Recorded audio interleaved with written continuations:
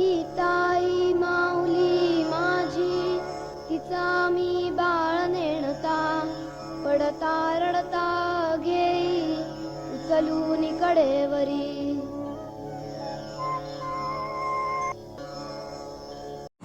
आप सभी को जय जगत। आज दिनांक 20 मई, गीता प्रवचन का अध्याय 9,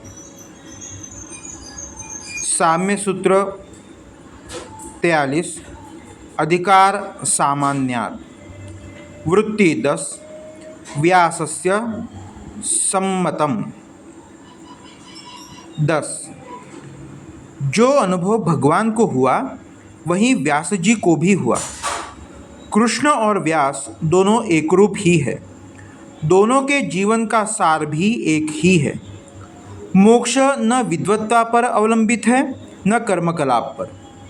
उसके लिए तो सीधी सादी भक्ति ही पर्याप्त है।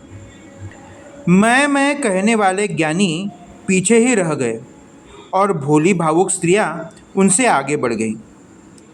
यदि मन पवित्र हो और सीधा भोला पवित्र भाव हो तो फिर मोक्ष कठिन नहीं है। महाभारत में जनक सुलभा संवाद नामक प्रकरण है। उसमें व्यास जी ने एक ऐसे प्रसंग की रचना की है जिसमें राजा जनक ज्ञान प्राप्ति के लिए एक स्त्री के पास गए हैं।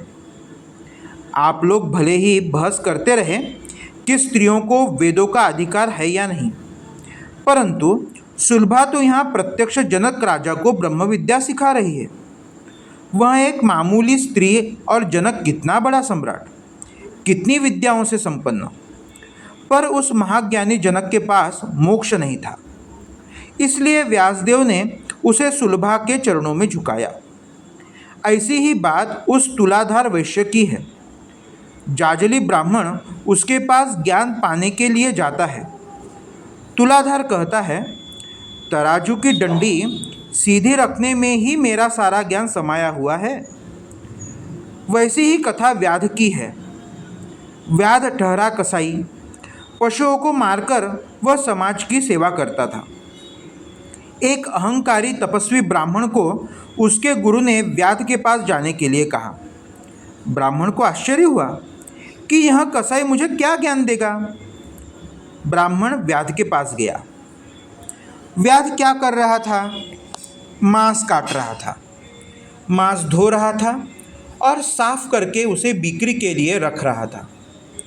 उसने ब्राह्मण से कहा, देखो, मेरा यह कर्म जितना धर्ममय किया जा सकता है उतना मैं करता हूँ। अपनी आत्मा जितनी इस कर्म में उंडेली जा सकती है उतनी उंडेल कर मैं यह कर्म करता हूँ और अपने माँ बाप की सेवा करता हूँ।